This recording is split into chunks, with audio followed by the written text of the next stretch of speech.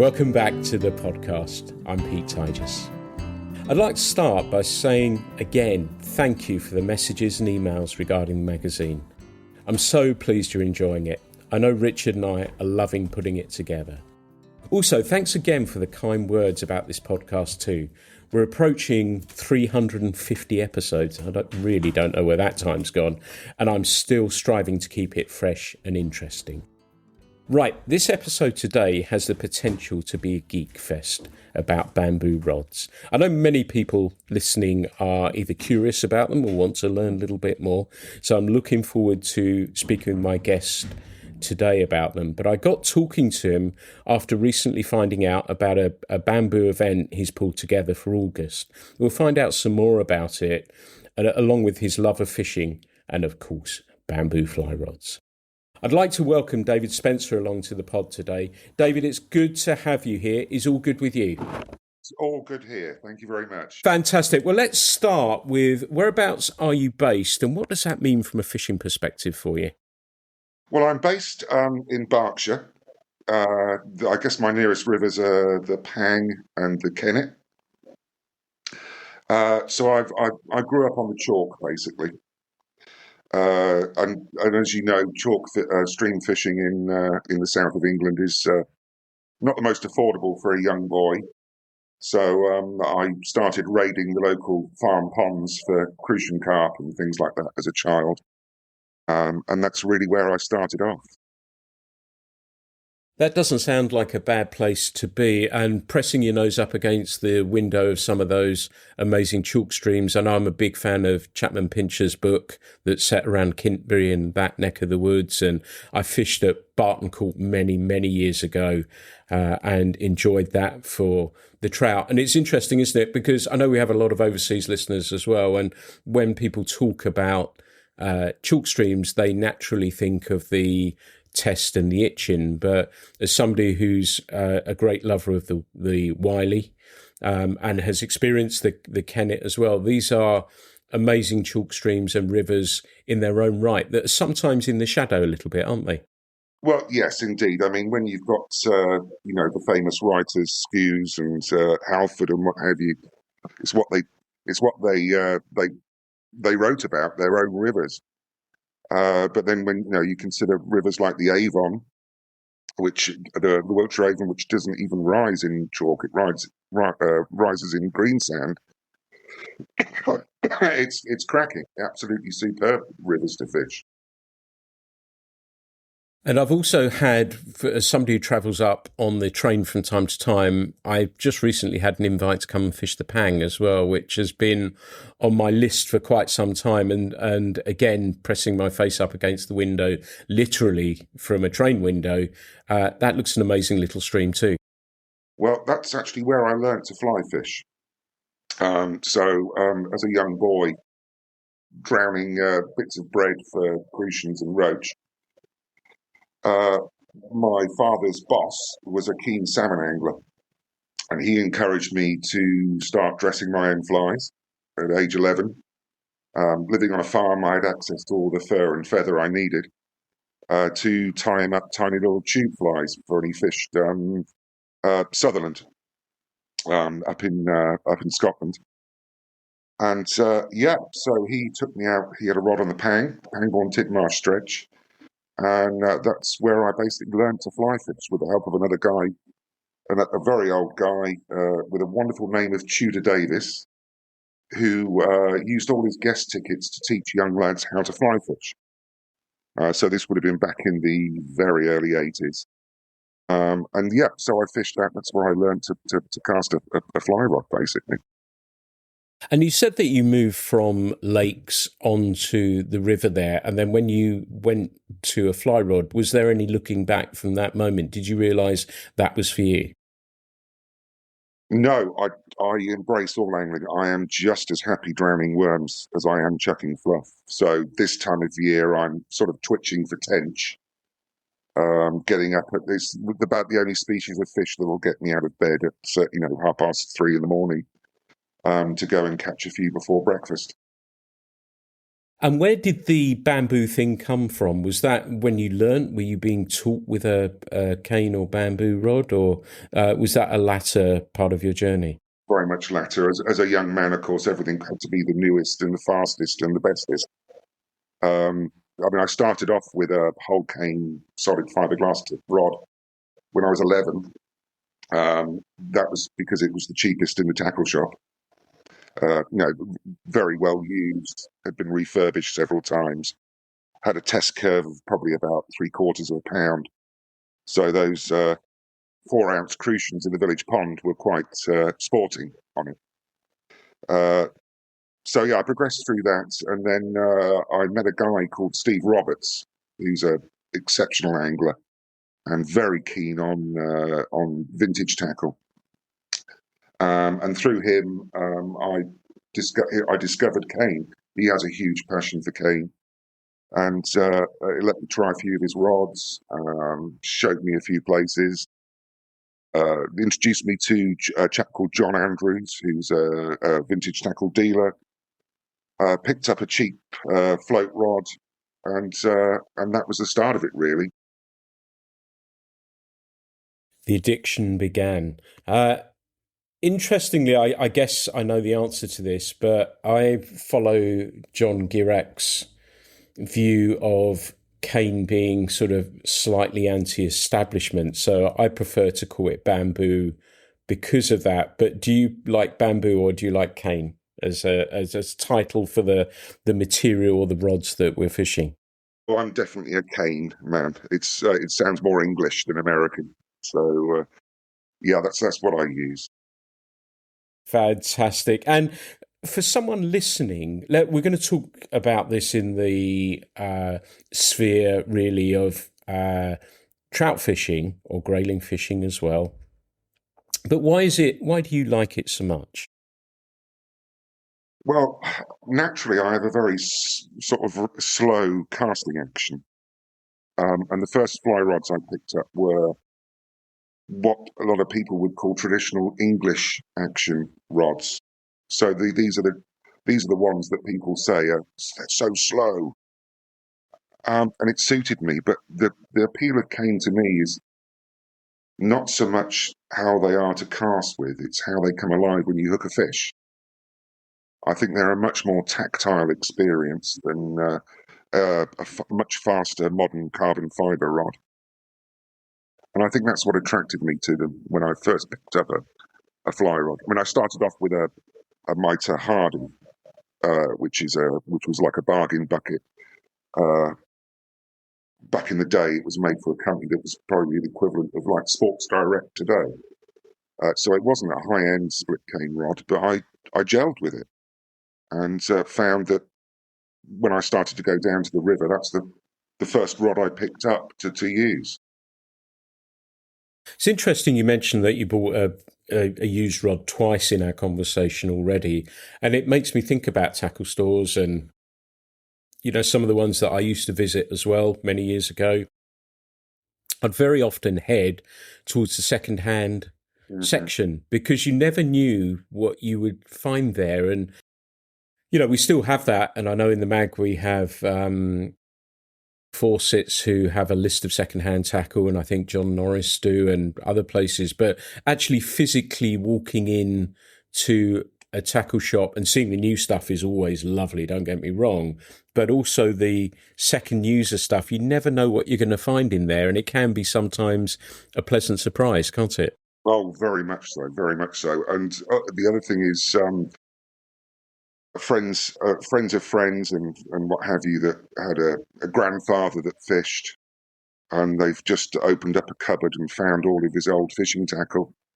And there's could be some real gems in there that sometimes they need refurbishing. But if you're not scared, and if you can dress your own flies, you can refurbish a rod basically. If you've got that level of attention to detail, and you can pick up a very good rod in need of refurbishment for very little money. And all it is your own time, a bit of varnish, a bit of thread, maybe a few guides, and all of a sudden you've got a lovely rod to fish with. And that's really how I've got into it, because I haven't got the disposable income for an Edward Barder rod, even though they are absolutely exquisite. So I've ended up with older, slightly worn out rods that I've just refreshed and fished with. But it also means that, you're not scared of using them. You haven't got to worry about them, being scratched or oh crikey, I've hooked a £6 brownie. Will it be able to cope? And all that sort of stuff. So you become less precious about them and use them as the maker intended. Fish with them, use them and have fun with them. And that's what I do. That's the really interesting point, Sarah. And, I got in, I think my first was a Sharps 88 that I bought secondhand for nothing. And it breaks my heart sometimes. I'm sure you may have similar, that people say my uncle, my grandfather, whoever it may be, has died, and what are these rods worth? And of course, they're not going to be vast sums of money. But the important thing, I think, like you say, is to actually use them and enjoy them. And they're surprisingly usable, surprisingly robust, and great fun to fish with. I wouldn't trust myself for one moment to try and refurbish a rod, but I know my friend Warren has done that and done some amazing work on the rods for me over the years. And that's where sometimes, I guess, we're talking about tackle shops, but on eBay I've bought a number of nice bamboo rods on eBay that have been a real find, I have to say, and they're out there, aren't they? If you have a look, and I not so long ago I bought a CC de France for not a great deal of money, which is a wonderful Hardy rod. If anyone listening has watched The Lost World of Mr. Hardy, they're casting them in there, and there's a beautiful section of film showing someone casting one of those rods. And that's one of the wonderful parts about it, isn't there? That you can find these rods that are pre-loved but are eminently fishable, right?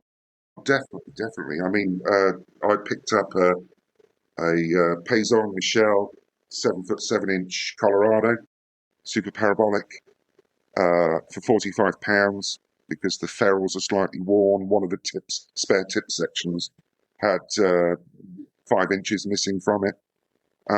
But it's now my favourite rod. It's got such a wonderful action. And I use it to introduce people to split cane rods as well, give them a go. And they're thinking, oh, crikey, it's not that difficult to get to grips with. And it actually feels lovely because you can feel the rod working in your hand more than perhaps you can with a more modern, faster action rod. And the Payson Michel as well. I've been watching those. There's been a few knocking around the system recently, hasn't there? And did you see as well on eBay, sorry everyone, we're geeking a little bit, that there was an amazing selection or collection of rods. I think it was last year, may have been the year before, extraordinary rods that were up for sale on eBay. Did you happen to see signs? I heard about those, yeah. Some beautiful rods on there, yeah.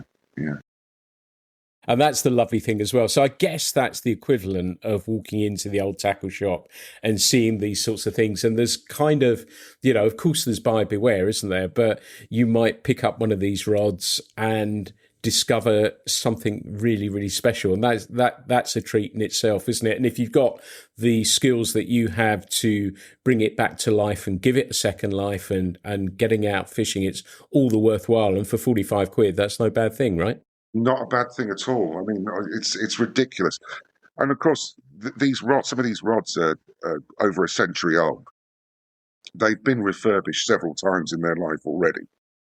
You're not going to have to worry about originality and all that sort of stuff. I mean, I've recently picked up a 7-foot 2-piece with a spare tip. I would say it's late Victorian, maybe early Edwardian, 4-weight. It's in need of total refurbishment, but you can just about cast it as it is. And I tried it with a couple of guys that had never casted split cane before, and they fell in love with it. They absolutely fell in love with it. And that cost me £20. But because it's got no name on it, you don't have to worry about it so much. But yeah, like you say, there are a few caveats when it comes to split cane. You have to check to make sure, the obvious things that you can see, like make sure the guides aren't rusty or damaged. Obviously, a lot of them have the agate lining. Make sure they're not cracked and chipped. Make sure that the rod itself is straight. Obviously, bad storage can introduce a permanent bend called a set into a split cane rod, which seriously affects the value. Ferrules can wear out, the brass ferrules can wear out and start to tick.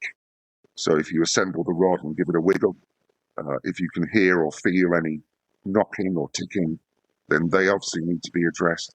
So yeah, I mean, buying an old split cane rod does have its pratfalls, but just with a little bit of knowledge, you can definitely pick up a very good rod for not much money. Yeah, it makes a lot of sense, that. And hopefully it will inspire people. And I've noticed, the resurgence of glass. Bamboo's always been there in the background for a number of years now. And, we've got some amazing builders. Quite a few have been on here as well, talking about it. And it's worth a listen. It's something, I think I found that it's a different rabbit hole to wander down with our pastime as a whole. So it's almost like a separate subsection, and then you go into it. And then within that, as you said, you've got the older rods that you can find out there. And then you've got the more modern ones as well, which is a real mixture of stuff that you can dip in and out of in whichever way that you feel confident or comfortable with. And it's nice to have that mix, isn't it, within it? Very much so, very much so. I mean, some of the modern rods are absolutely beautiful that I've been lucky enough to have a go with. And some of the prices are maybe a little bit worrying, but you've got to remember that a split cane rod can be serviced and rebuilt. So if you buy a 10-year-old Luke Bannister rod, for example, or an Edward Barder rod, if you snap it, they can rebuild, repair, or even replace the tip section. If you buy a 10-year-old Hardy rod that costs over £1,000, you're not going to get a new tip section for it if you snap it.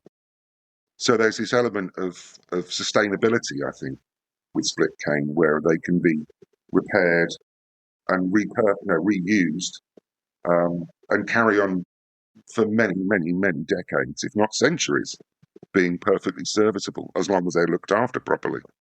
And there's a romance with it as well, I think. You're buying something that's been made by an artisan. Building a split cane rod needs some very specific skills and a lot of practice to make a good one. And it's been made by one man, basically, or one woman, I should say.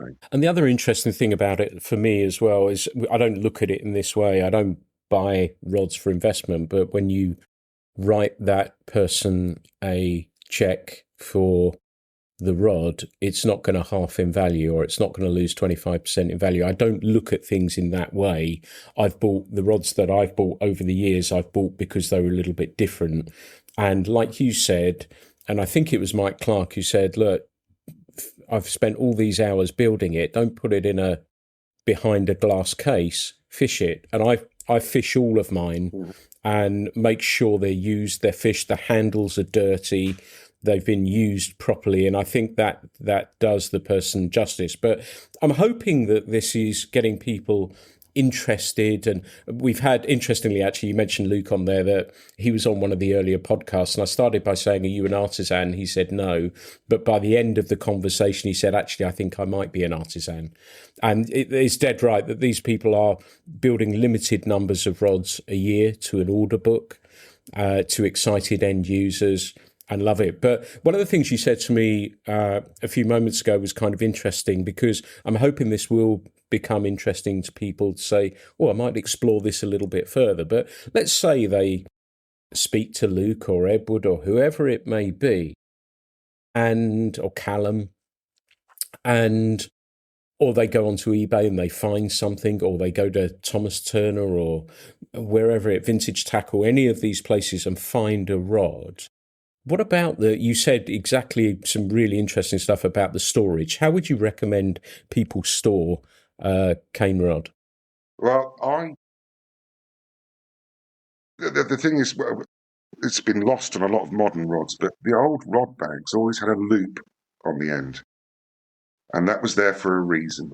And the best thing to do is to hang the rod up in the bag on that loop, somewhere where the temperature's not going to go crazy, and just make sure it's dry and suspended that way.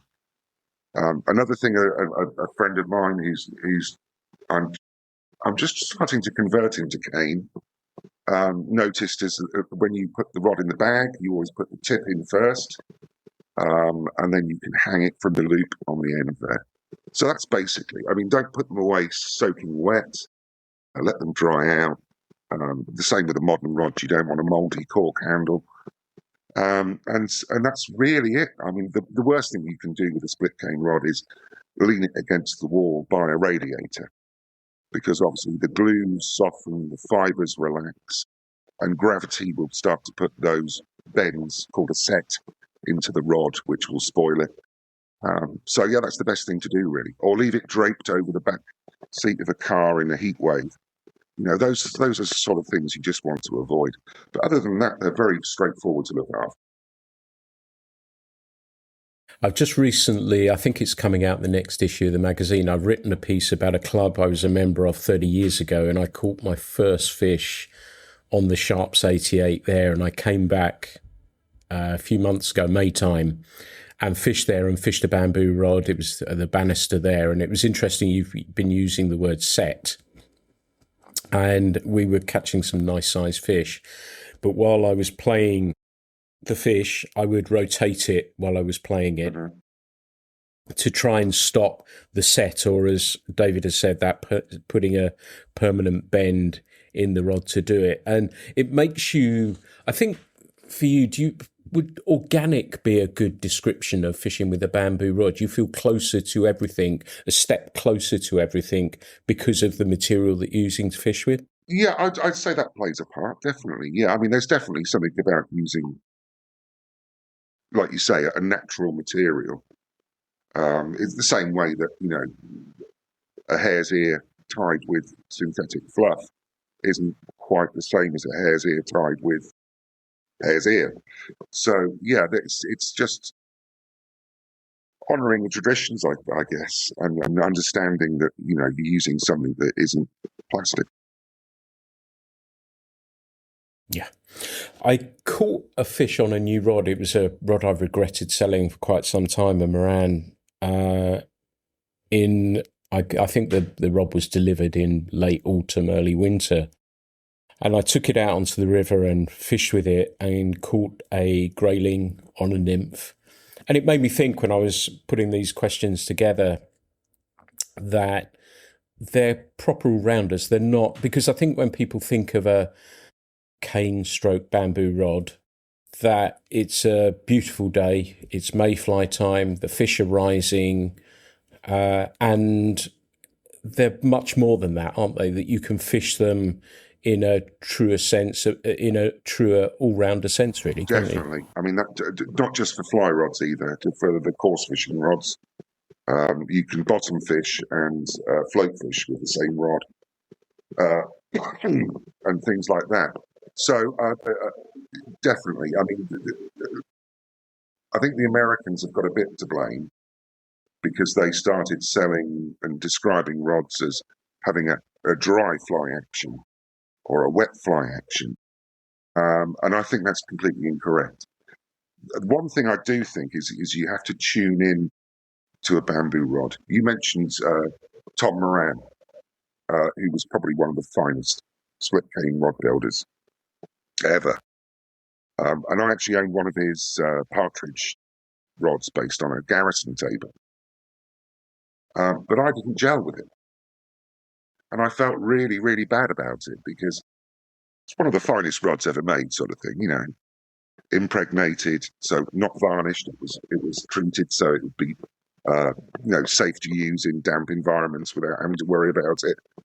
And I just didn't gel with it. 7.5 foot, 5 weight.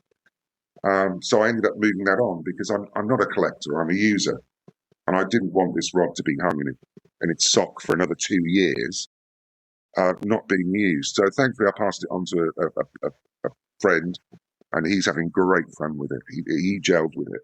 So, if anybody's thinking about getting a bamboo rod, if they pick one up and think, "Oh, this isn't for me," don't give up. Try another rod, and all of a sudden you'll find something that suits your casting style, and you'll find that you'll start to use it for everything, like you say.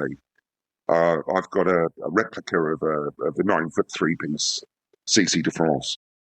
It's an absolute rocket. It is ridiculous. And I use it to cast streamers and to fish for carp. It's only a 9 foot 5 weight, but it's an absolute beast.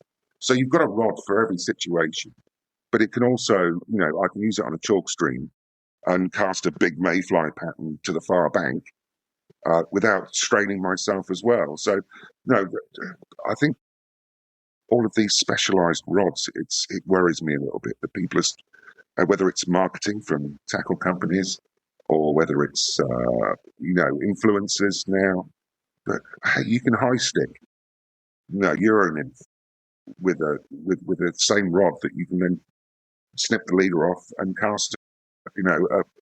a dry fly with. Don't worry about it. Just use the rod. Interesting you should say that, because that's why I sold the Moran, and I knew Tom, and it didn't quite tick the box for me, and I made that hard decision to sell it simply because I didn't want it sitting in a cupboard doing nothing. So I sold it to somebody who decided they wanted to fish it. So I'm pleased about that. And that's the important thing. And also you say something very interesting about a rod may not work. And initially the thought would be that this loads too deeply.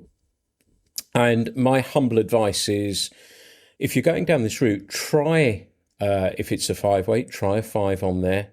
But also, if you feel it's going too deep for you, try a 4 weight on there and see how that feels. And I quite often underline my more deeper bending rods, and it works fabulously well for them, and it feels comfortable to me, because I don't know if you think this is the case, David, but when people are thinking about bamboo, they're thinking, well, I'm making the move from graphite to bamboo. Is it going to be too big a step? Is it going to be too difficult? And I think Luke did an amazing job with the Superfast to bridge that gap a little bit. But also, people are a little bit nervous that it's just going to be too difficult to cast, and it's not the case, is it? At all? Not at all. I mean, the mechanics of casting a fly haven't changed. We're still casting the same way as our ancestors did 100 years ago. Albeit they were using silk line and what have you. But yeah, the mechanics of casting are the same. The rod loads. You can feel it load. It's the same. They're just slightly different rods. They're not a million miles away from modern rods. So yeah, don't be frightened of casting with one. Give it a go, and you'll tune into how the rod flexes, how it loads. Sometimes your loops might be a bit wavy to begin with, or too tight, or too open. But just experiment, and all of a sudden it clicks, and you find yourself using very little effort to get the fly to where you want it. It's interesting you said about the carp as well, actually. I've got a 9.5 foot Hardy something or other I bought from Thomas Turner, and I was carp fishing. I kicked myself last week because I meant to take that along and catch a carp on it. We were actually using little nymphs. The podcast, by the time this is out, will be on there, but we were catching them on small nymphs, and it will be perfect to do it. So people who follow me on socials better watch out, because you're probably going to see me hopefully, if I'm really lucky, bending into a carp with a bamboo rod. And that's the fun of it, isn't it? One of the things while we're touching actually about fly lines, and we've talked about underlining, are you a silk fly line user or do I you use use modern fly plastic lines? fly lines. I would love to go for silk. The expense is worrying because you're talking well over £100 for a line. I've tried to salvage old reels with old silk lines on, and I haven't come across one that's not been rotten, because they do need a lot more maintenance. They need to be taken off the reel and dried. You need to, redress them every year at least. So I've stuck with plastic lines. The ones I actually ended up using was Sunray. Now they started making lines that were about a third thinner than a lot of the mainstream lines. And one thing you've got to remember with these much older rods that were designed for silk lines, the guides are often very tiny. And a modern four-weight line just simply won't fit through the guides because it's that much fatter than a silk line. So that's why I've ended up using Sunray lines. And I've met them a few times at shows, and they've allowed me to try the lines on a split cane rod whilst I've been there, and they seem to work with them. So that's what I've ended up using. But I know Cortland might make a dedicated silk line, which I think has similar characteristics. So yeah, that's I think the lines. A silk line is just a step too far for me. I'd love to fish with one, but whether I could live with one, I don't know. I'm with you 100% on that. My life's too short to be worrying about treating the line and all that. And I'm too shambolic to do that. And it's much easier to thread it up with a modern line and go from there. But I guess what we're saying is very similar to if you were trying a new rod. I'd be doing exactly the same if it were a graphite rod. And I'd be trying a selection of lines on there to see what worked best for me. And because it says 5 on there, it doesn't mean a 3 or a 6 won't work on it, and it might suit you perfectly. So, hopefully we're going down and giving some really interesting information that if you are thinking about it, and if you do read, there's so much great literature, older and contemporary, about fishing this form. And as I said, I like it because it's seen as a little bit counterculture, and although in some respects it is seen as traditional as well. And I think that's the nice mix of it, that you can have your nice hat on and everything else and cast your mayfly, or I turn up in jeans and t-shirt and will fish with a baseball cap and fish that way. So that's the nice thing. And it's almost two worlds colliding, really, isn't it? I describe myself as anachronistic. So that's basically what I think about split cane. And, all the other tackle that goes with it. So I also fish with vintage reels because sometimes they balance the rod better. The older ones are heavier, but then again, you're also getting back into the handmade era as well. I'm a huge fan of old Young's reels. They're beautifully made, built to last. I mean, my Bodex will outlive me, which is perhaps lost in a lot of the modern reels, which understandably are a lot lighter to deal with, much lighter rods. So yeah, I mean, old Hardys and old Youngs are a delight to fish with as well, and the click checks, they sound so much better. Everybody knows when you've caught a fish.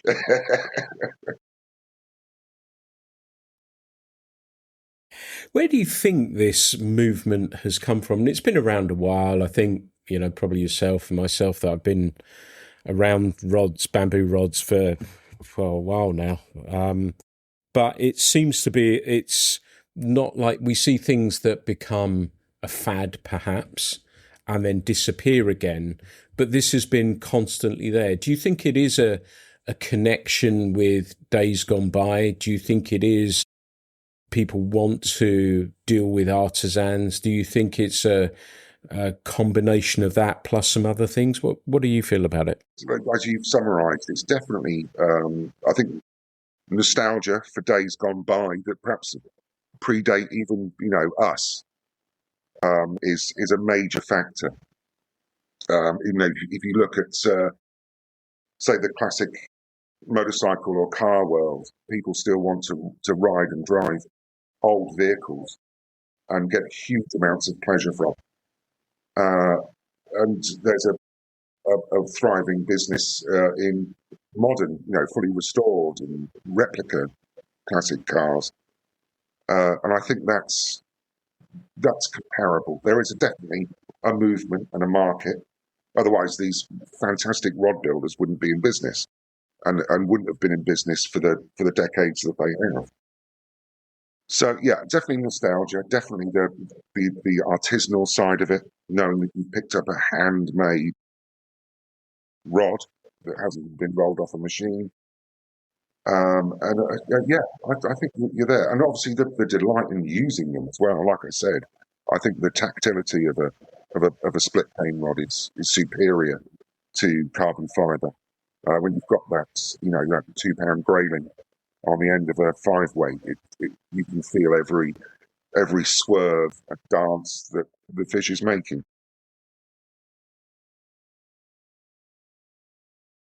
You make a really interesting point there about the analogy between rods, bamboo rods, and classic cars. And I'm a classic car enthusiast, and I follow that part of the world very closely. And it's very, very interesting that we're seeing now in classic cars, I believe, that cars, because people are getting older, cars like, people might not know this car, but the XK120s and 150s are losing value. Jaguar E-types are losing value because the people who it was their car when they were growing up are getting so much older. Now, that will obviously, people will, because of how that market operates, people will look for value in it, and that will happen. But it doesn't feel in our world, I think if we had it, it was a little while ago, but we don't have it in quite the same way, that we've had this sort of consistent move and interest in it, even in, as you say, the two spheres of it, the old rods and the modern ones. It's always been there. Whereas I think we're ahead of classic cars, for example, because of that there has been this, the books that we've been able to read, the influences that we've had, those sorts of things that have helped greatly, that I think we're a little, for fly fishing for once, might be ahead of the curve, which is really pleasing to see. But I don't know if you have any thoughts on that. Values of desirable rods, split cane rods, the values have definitely dropped in the last couple of years. But whether that's because of this rolling movement, it's the same with motorcycles. So 10 years ago, a BSA Gold Star would go for £15,000. Now you can pick one up for 2/3 of that in the same condition. Whereas the motorcycles from the early 80s are now increasing in value quite alarmingly. But like you say, I don't think that thing is happening with split cane. The recent dip in the market value of say a perfect CC de France or a genuine Walker Mark IV carp rod has dropped and has evened out. But I think that's more because of the economic realities of the last 5 years, rather than a movement to carry on. It's fiberglass rods. Okay, they're becoming more popular, but I think it's the more modern fiberglass rods rather than the original, hardy fiber tubes and things like that. So the value of the fiberglass rods hasn't moved at all. You can still pick up a good one for 20 quid. It's just an old rod, whereas split cane has got that more, like I say, artisanal, romantic, nostalgic edge to it that fiberglass perhaps doesn't have. Maybe it will in another 10, 20 years, I don't know. Yeah, it's interesting, again, diverting a little bit, that the classic car thing from the 80s as well is apparently because the people who grew up with a Peugeot 205 poster on their wall, and I was just looking at Escort RS 2000s just to see what the price was of them, and I was amazed what the price was of them in those days. And they were the kids now who had those on the wall have the ability to buy them. So that's why they're going back to buy their poster cars. And I guess we've not had that in quite that sense, although, you know, there's some of the brands, like you say, we've talked about a number of times, the CC de France, for example. And for anyone trying to justify a bamboo rod purchase, a reimagined Porsche by Singer is about £1 million. So there we go. I'm giving you freedom to go buy your bamboo because it's a whole lot cheaper, and you're not going to do your conkers on it as well. So there we jolly well go. And servicing costs as well. So that's worth bearing in mind from that point of view. You said that you weren't a collector, but does that mean that you don't have many bamboo rods, or does it mean you have some bamboo rods? The rods that I've got, I like to use. The rods that don't get used get moved on. For example, I've got a 1930s float rod made by A.E. Rudge that is just too unwieldy even for me to use. So that's got to be moved on. But I've got a pile of projects that I'm doing up. Every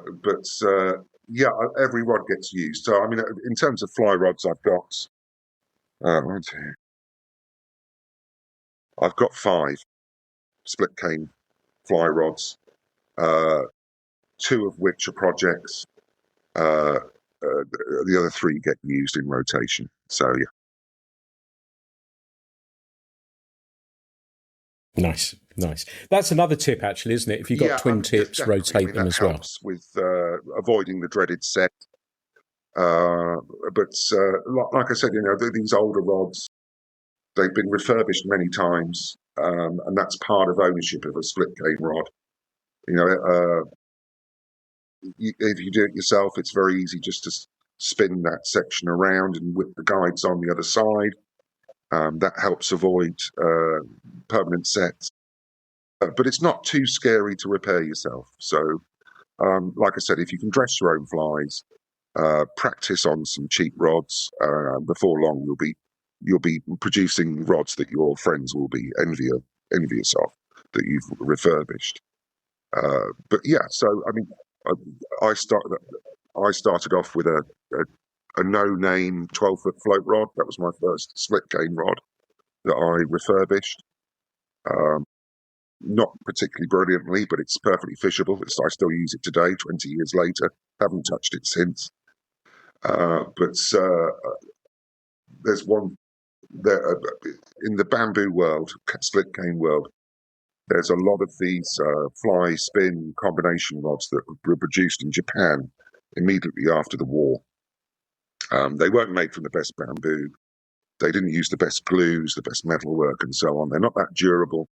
The tapers are a bit strange and variable, but they're cheap. They're so cheap. You can be given them almost. And they're great rods to practice on.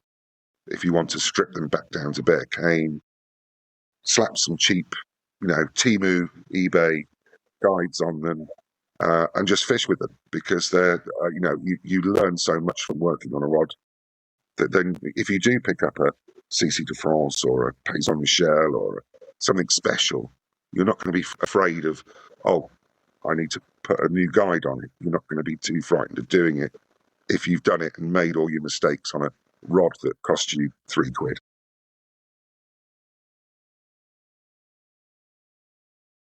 Good advice. Let's move on to fishing. How would you describe yourself as an angler? I am chucking fluff. The only thing I'm not an angler of is really saltwater. I definitely consider myself more of a sea dangler than a sea angler. Very good. What is the perfect day in the water? Let's talk about this in a trout perspective or grayling perspective. Living on chalk, it would have to be a lovely day on a slightly wild chalk stream that hasn't been overly stocked. and there's a hatch of large dark olives early on in the year, and the fish are rising, and the water's clear. I can see them feeding, and they'll take a pattern of my own invention, and I'll just catch just enough fish, not too many, not too easily, but enough to have good sport. Which I don't think is a word that's used a lot in trout fishing these days. Is this being a sportsman about it?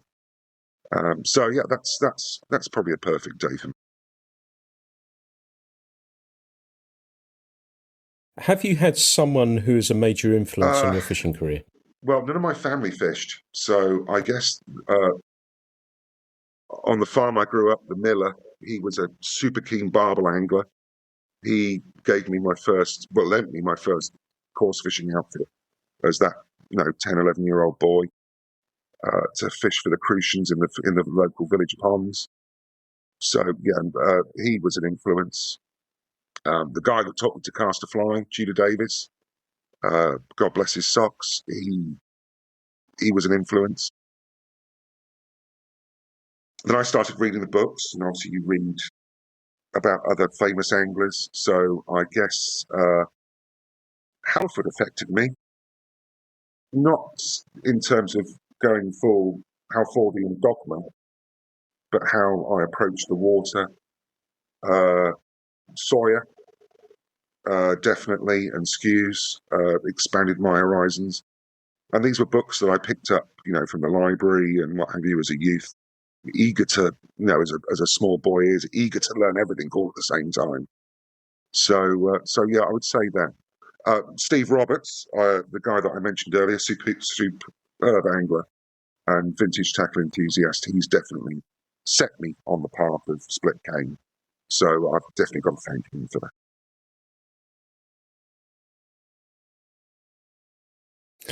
Do you have a favourite fishing book? I know you've alluded to a few on there, but let's again look at this in a fly fishing perspective. John Gierak before. I think anything he's written is hugely entertaining. And I think his whole philosophy was wonderful.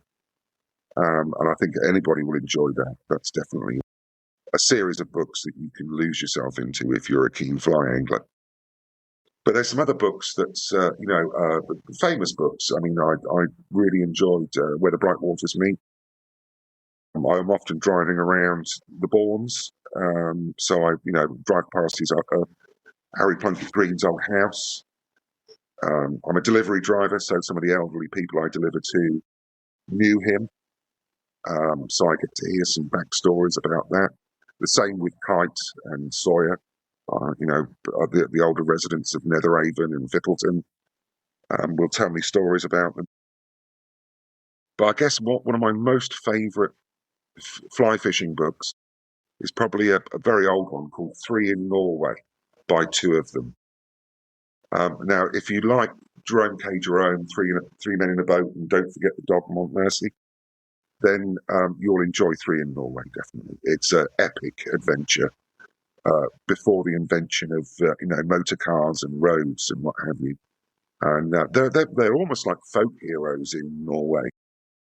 These three, one Irish guy and two English guys that went over there to fish and hunt for grayling and trout and reindeer and ptarmigan and what have you during one summer. So I'd highly recommend that book to anyone if they want a good yarn.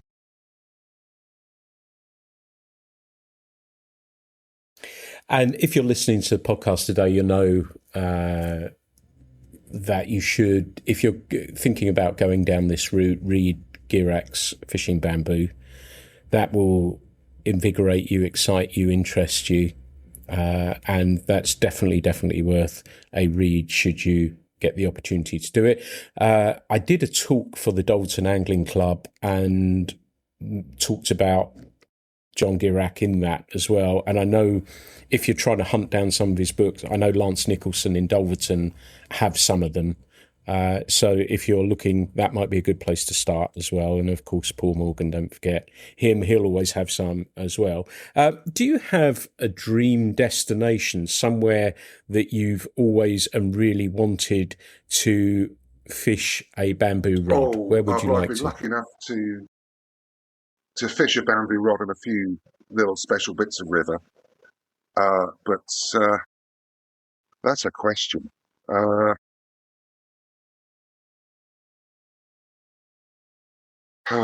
It's probably not. Well, no, fly fishing. If we're going fly fishing, it would be lovely to cast a Leonard rod on the McCloud River in California for where all rainbows come from, basically. But even waving a bamboo rod on John Gierak's own little Colorado River would have a bit of a spiritual meaning as well, I think.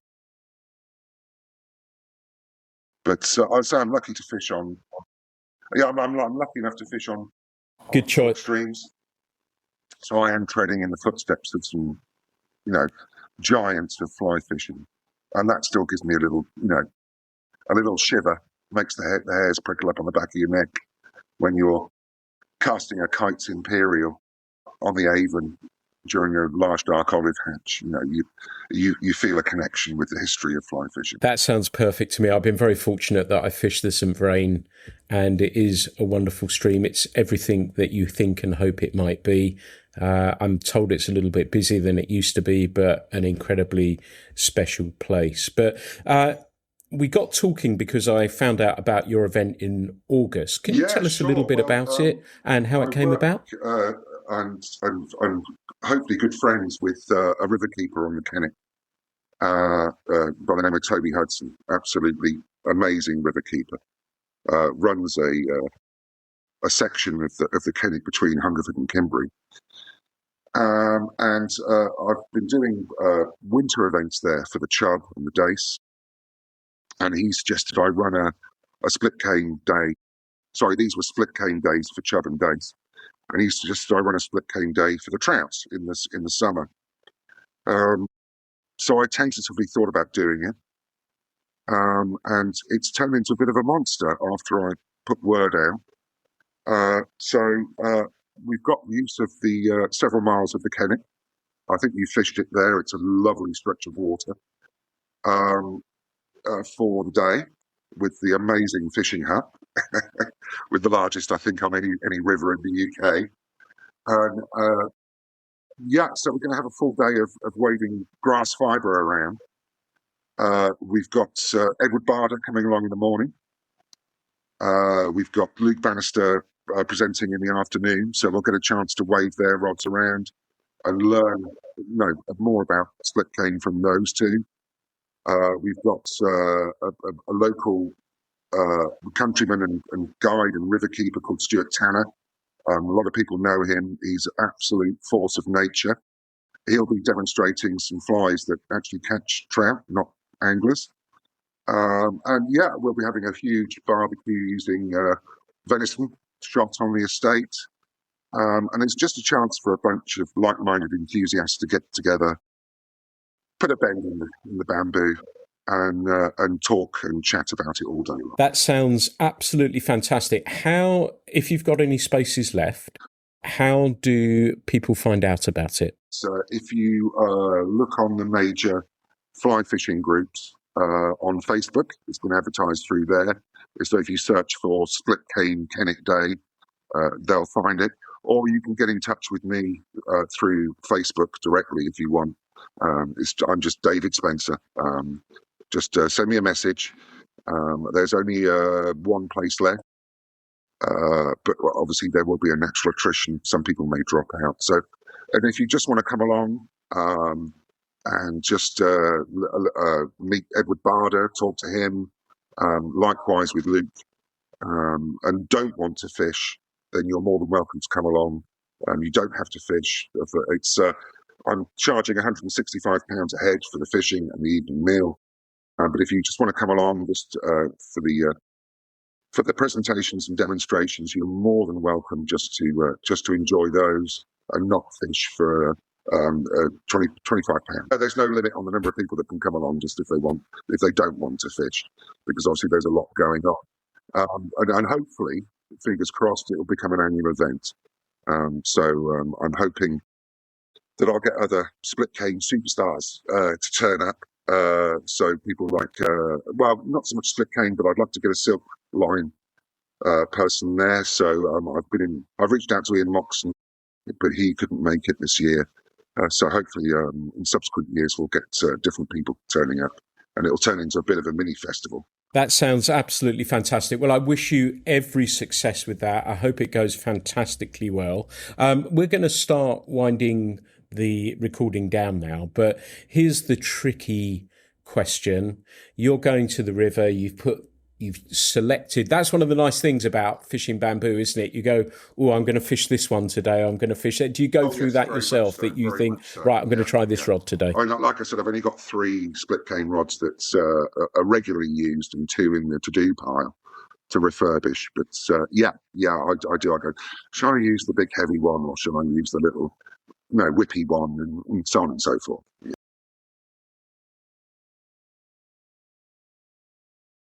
Lovely. So you're driving to the river, you've selected your rod, you've got lunch organised, you're in great shape there. Can you give us a song that will set the tone for the journey, set the mood for the day? What are you going to put on to start? Tastes are things like Led Zeppelin, which is great for G'ing you up, but I don't want to be G'd up when I'm going to the river. I want to relax and absorb and what have you. So it's a tough one to ask. I'd probably go for some sort of French synth pop, like Air, just to calm me down and relax me, get me into that slower rhythm of the day on a river. So yeah, Air.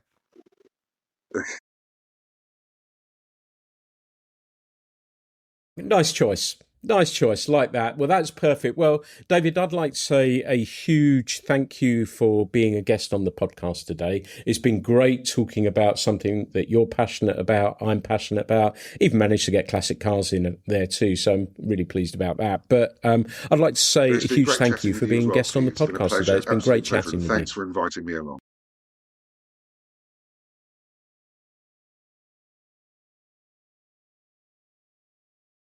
Well, everyone, this has been another episode of the podcast. Thank you so much for listening. As ever, there's never going to be any charge for these. It's lovely talking about our shared passion with people. I've really enjoyed this episode today as well, because bamboo rods is something I'm incredibly passionate about. And I even got David to say bamboo a few times as well. So I count that as a small victory too. But thank you so much for listening. There'll be plenty more coming very, very soon. Thanks for listening to the Fly Culture podcast, brought to you in association with the Voice of Game Angling, Trout and Salmon, where Pete is the editor.